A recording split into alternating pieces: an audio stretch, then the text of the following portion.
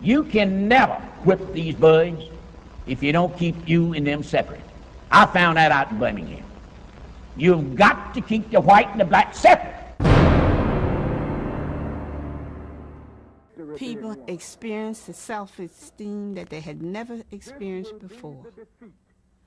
And they had been given a light, a beacon at the end of the tunnel.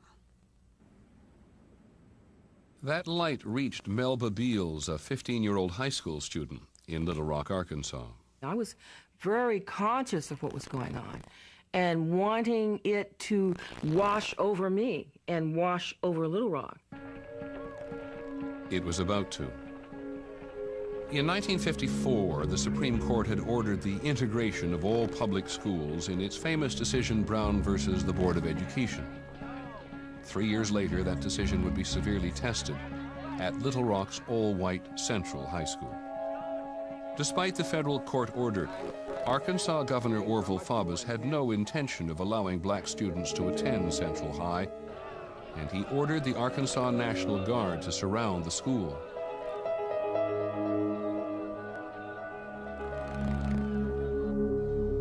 On September the 3rd, Melba Beals and 8 other black students walked towards Central High. One, Elizabeth Eckford, became separated from her friends and was surrounded by a white mob that included Ann Thompson. There was just a lot of electricity in the air. It was almost a circus-like atmosphere. All these parents on the sideline urging us on and telling us, get out there, don't let them get in. There are mobs on her heels, like dogs, nipping at her. Policemen are watching this. Every time she tries to step between them, they close ranks on her. If Central High was to be integrated, it would have to be by order of the president. Eisenhower was at first reluctant to interfere. His record on civil rights was not a good one until 1957, in the crisis at Little Rock. And there, a fundamental question was dealt with. Do the states have the right to impose their own social order in defiance of federal court orders? Eisenhower answered it decisively, said, no, we have made a national commitment. We are going to desegregate this society. And if it takes the 101st Airborne to do it, so be it.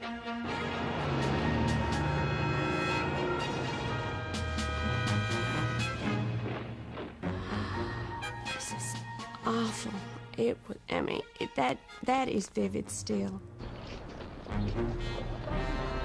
I could just see Little Rock just being in a state of siege by the troops,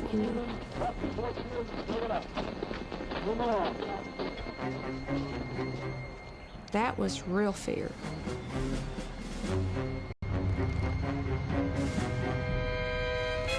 Three weeks after the Little Rock Nine were turned away from Central High, they returned, accompanied by troops of the 101st Airborne.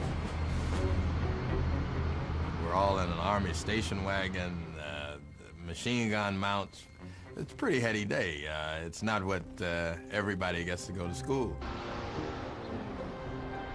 You got 1,000 paratroopers, you got helicopters, Jeeps in front, Jeeps behind.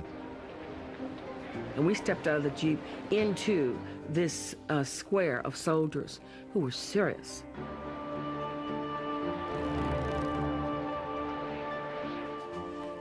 As I walked up the steps that day at Central High School, I can remember the click of the leather boots on those stairs. And I remember being so impressed by who they were. These are Americans. I'm an American. And so the first time I get the feeling that there is hope, that there is a reason I salute the flag, that this is what America is about.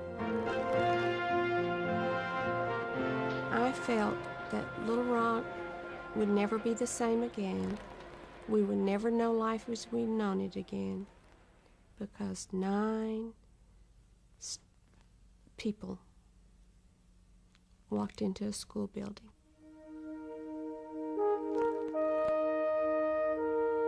My teenage models had been the kids who danced on American Bandstand. And all of a sudden come the Little Rock Nine. And I can remember having the feeling that they've been tied and tested, and they've survived. Someday, in some way, I'm going to be tested this way too. So I think when the movement comes along in the 1960s, I'm ready for it.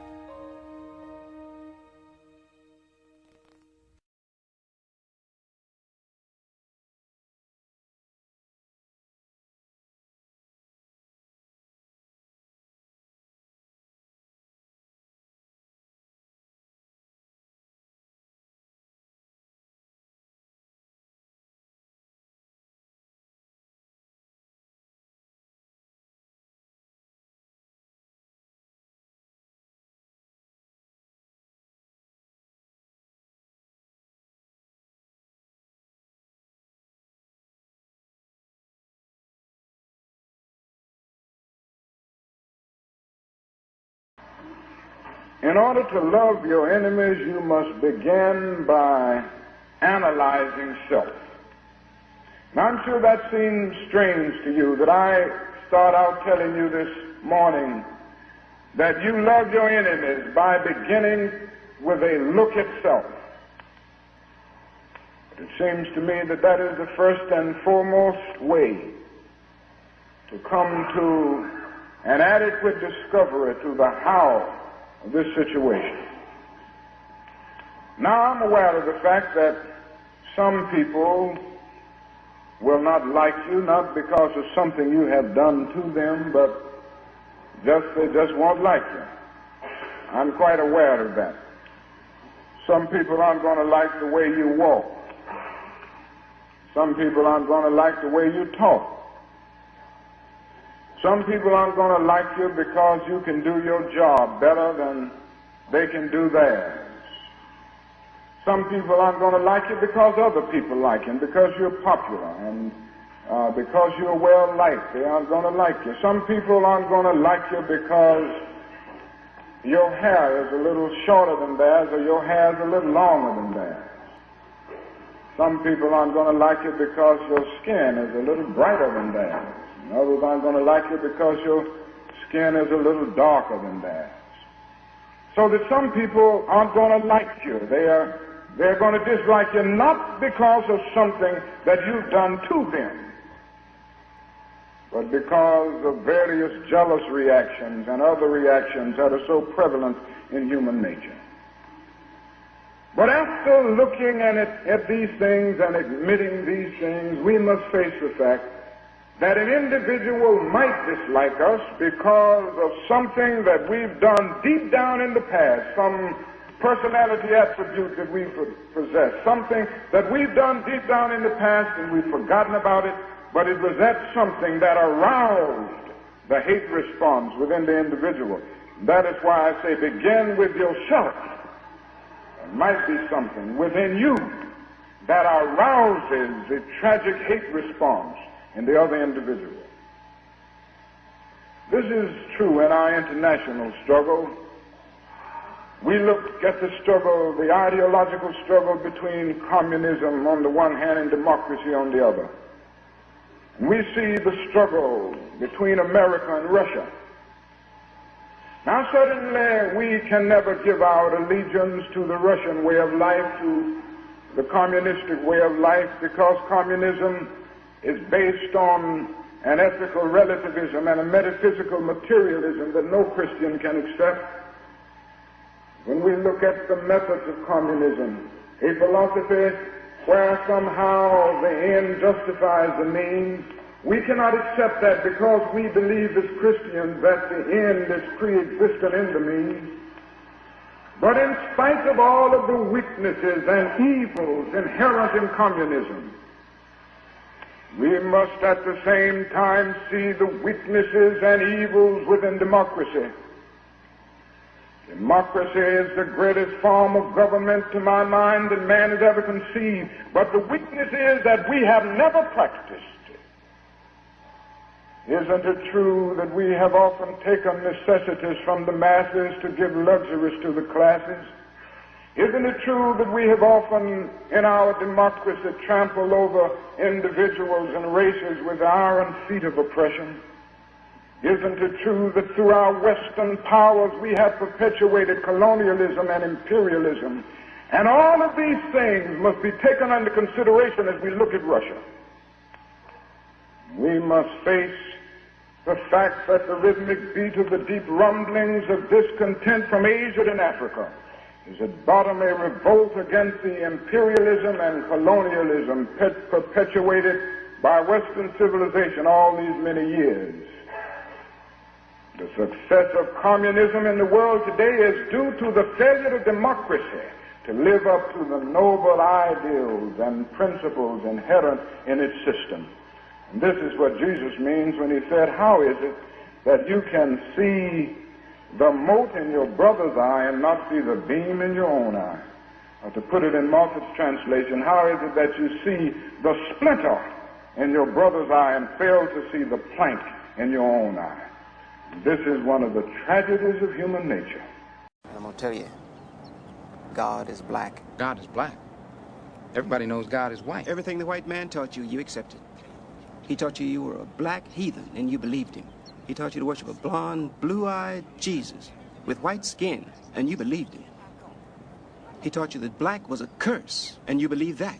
Did you ever look up the word black in a dictionary? For what? Did you ever study anything that wasn't part of some con? What the hell for, man? Come with me. Black, destitute of light, devoid of color, enveloped in darkness, hence utterly dismal or gloomy, as the future looked black. Pretty good with them words, ain't you?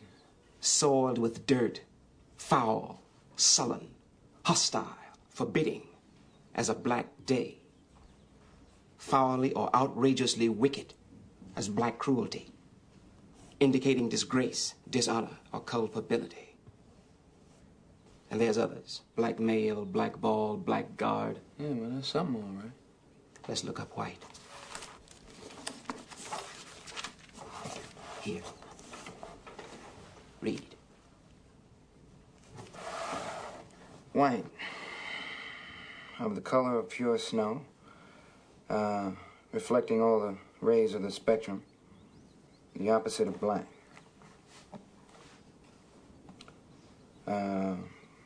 Free from spot or blemish,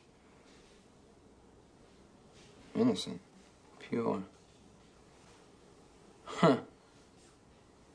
Ain't this something? Without evil intent, harmless, honest, square dealing, and honorable. Wait a minute, but this was written by white folks, though, right? I mean, this white folks' book.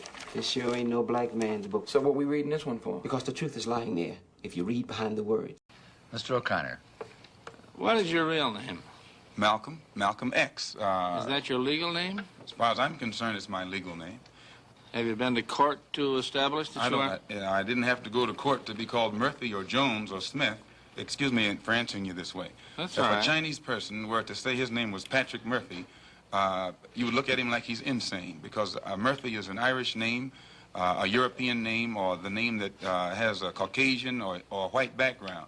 And a yellow person, Chinese is a yellow man, and he has nothing to do or no connection whatsoever with the name Murphy.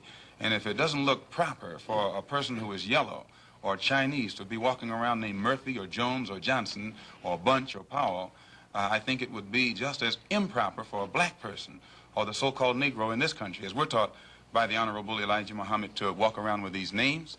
And therefore he teaches us that during slavery, the same slave master who owned us put his last name on us to denote that we were his property. So that when you see a Negro today who's named Johnson, if you go back in his history, you'll find that he was once his grandfather or one of his forefathers was owned by a white man who was named Johnson. If his name is Bunch, his grandfather was owned by a white man that was named Bunch. Would you mind telling me what your father's last name was? My father didn't know his last name. My father got his last name from his grandfather, and his grandfather got it from his grandfather, who got it from the slave master. The real names of our people were destroyed during slavery. Was there any line any point in the genealogy of your family when you did have to use the last name, and if so, what was it? The last name of my forefathers was taken from them when they were brought to America and made slaves. And then the name of the slave master was given, which we refuse. We reject that name today. You mean you won't even tell me what your father's supposed last name was or gifted last name was? I never acknowledge it whatsoever. Let me ask you about the status of Elijah Muhammad. First of all, is he ill? I spoke to him today. He is in better health than he has been. He's suffering from asthmatic bronchitis. Is that why he didn't attend your rally on last Tuesday? The only reason that he didn't attend was his ill condition, and the weather here, especially on that particular day, was of such nature that it would have been almost insane for him to come. Well, now, did you hold that meeting last Tuesday because it coincided with the general election, the primary election? I think if you study the history of Mr. Muhammad's work and religious work in this country, we've had our convention on February the 26th every year for, I think, the past 33 years.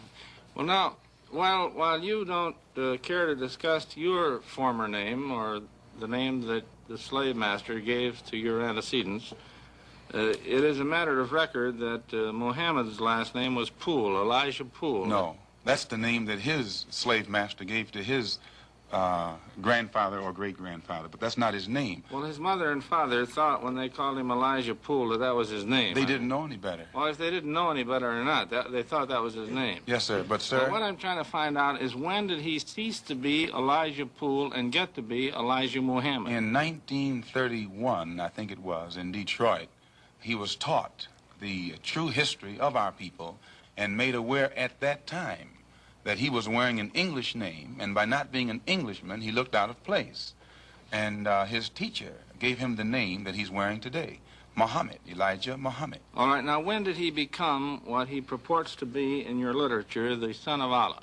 I've never heard the Honorable Elijah Muhammad referred to as the son of Allah. The prophet of Allah. I've never heard him referred to as the prophet of Allah. What do you refer to him Messenger of Allah. All right, the messenger of Allah, and I appreciate the correction. Yes, I mean, he says that a prophet is somebody who predicts the future, and he's not predicting the future, whereas a messenger is someone who carries a message that has been given to him by one who authors that message. Why, now, who gave him the message, and to whom is it supposed to be delivered? Master W.F. Muhammad, the one who taught him, is the author of the message.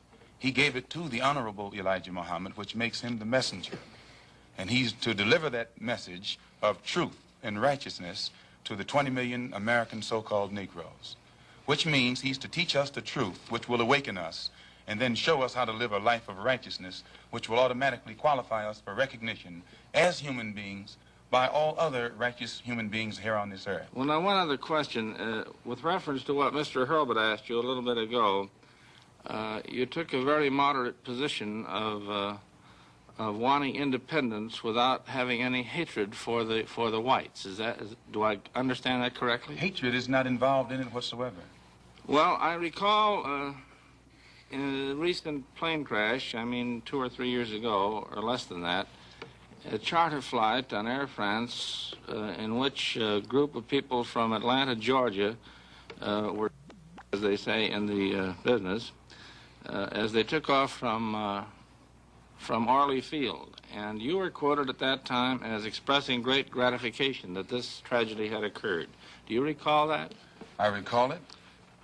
What did you say? Do you remember? The press misinterpreted it and misrepresented it. What did you say? They said that it was made at a Muslim meeting. It wasn't. It was made at a rally of Negroes, Baptist, Methodist, Catholic, and otherwise in Los Angeles, who were rallying to protest the brutal shooting of 7 unarmed Negroes and what did you by say? Heavily armed white policemen in the city of Los Angeles.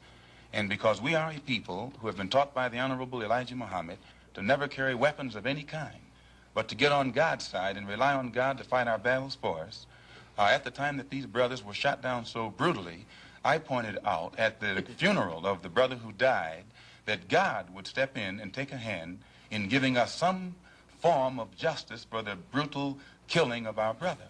And when the plane crashed in France, I pointed out to the crowd at this rally that this was an act of God showing his wrath or complete resentment over the brutal form of injustice that had been inflicted upon our poor unarmed brothers. Were you saying Sir, that, or do Billy you believe Graham, that? At that time, Dr. Billy Graham was in a crusade in Chicago, and the press, your papers here in this city, quoted Billy Graham of also saying that plane crash was an act of God. And if you take time to check the newspapers, I think that you'll find that this is correct. But no one thought that Billy Graham was so wrong when he attributed the crash of this plane to his God. But when we say that it come from our God, then we're looked upon as being, outrageous. I know, but you took the position that this was a matter of satisfaction to you for an injustice done against you, and I think that that's a trifle severe. We did not think that it was a coincidence that 120 of the whites on this plane came from the state of Georgia, a state that has the worst record in the history of America for the mistreatment of black people in this country. Worse than Mississippi? They maybe are a little less, Mississippi is a little less hypocritical today than Georgia, but both of them are still practicing the same thing. Now the whites in Georgia bite Negroes with a smile, whereas they used to bite them with a growl. But they're still being bitten, and we don't think that it is any worse to be bitten with a smile than it is to be bitten with a growl. Malcolm X, one of the most articulate exponents of the black Muslim philosophy, has said of your movement and your philosophy that it plays into the hands of the white oppressors, that they are happy to hear you talk about love for the oppressor because this disarms the Negro and fits into the stereotype of the Negro as a meek, turning the other cheek sort of creature. Would you care to comment on Mr. X's belief? Well, I don't think of love as, in this context, as emotional bosh. I don't think of it as a weak force. But I think of love as something strong and that organizes itself into powerful direct action. Now, this is what I tried to teach in the struggle in the South, that we are not engaged in a struggle that means we sit down and do nothing. That there's a great deal of difference between non-resistance to evil and non-violent resistance. Non-resistance leaves you in a state of stagnant passivity and deadened complacency, wherein non-violent resistance means that you do resist in a very strong and determined manner. And I think some of the criticisms of nonviolence, or some of the critics, fail to realize that we are talking about something very strong, and they confuse non-resistance with nonviolent resistance.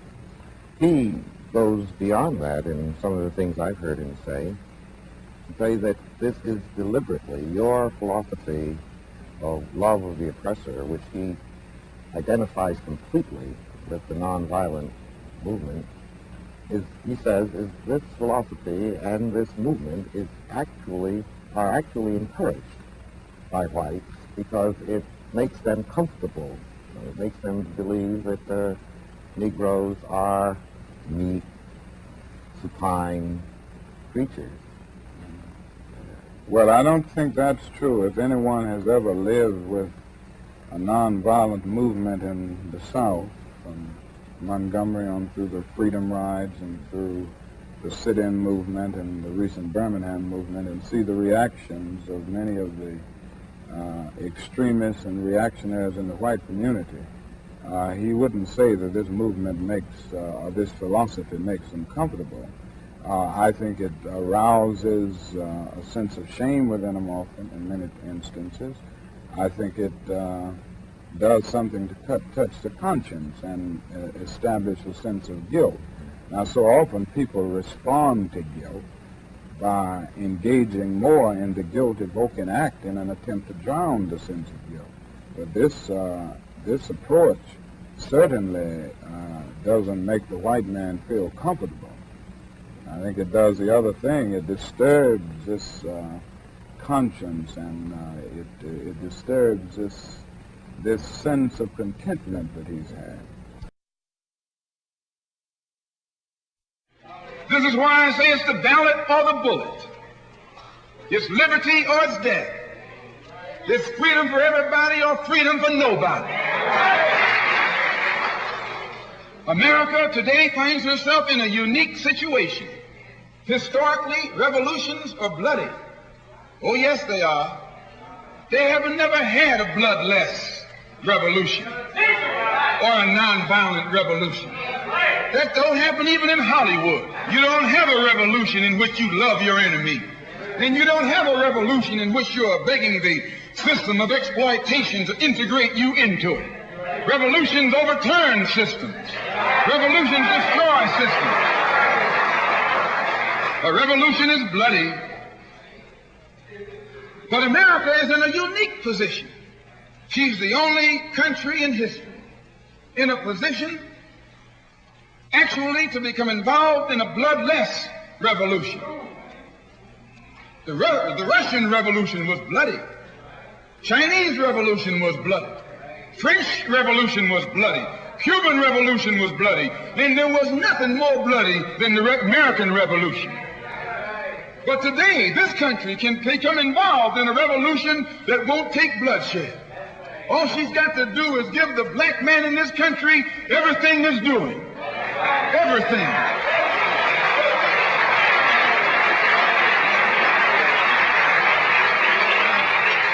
I hope that the white man can see this, because if you don't see it, you're finished. If you don't see it, you're going to become involved in some action in which you don't have a chance. We don't care anything about your atomic bombs. It's useless, because other countries have atomic bombs. When 2 or 3 different countries have atomic bombs, nobody can use it. So it means that the white man today is without a weapon. If you want some action, you got to come on down to earth. And there's more black people on earth than there are white people on earth.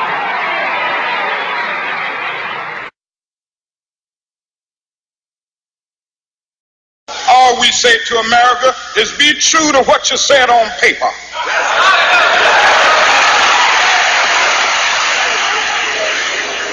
If I lived in China or even Russia or any totalitarian country, maybe I could understand some of these illegal injunctions.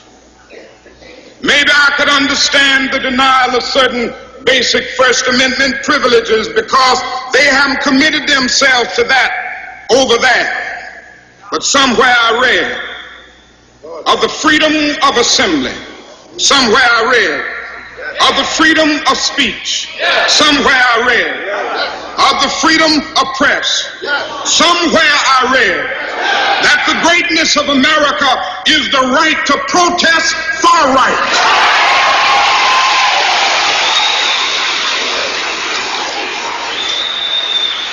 And so just as I say we aren't going to let any dogs or water hoses turn us around, we aren't going to let any injunction turn us around.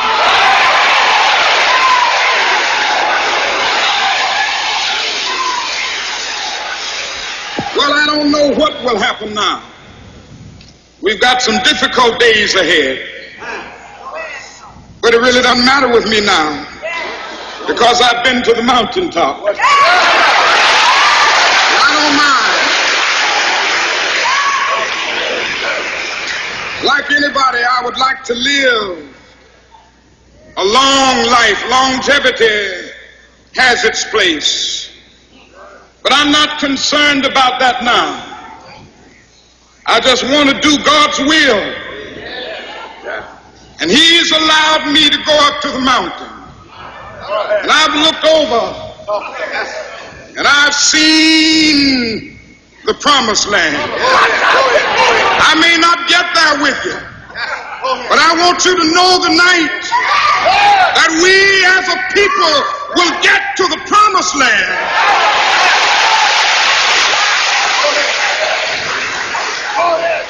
So I'm happy tonight. I'm not worried about anything. I'm not fearing any man. Mine eyes have seen the glory of the coming of the Lord.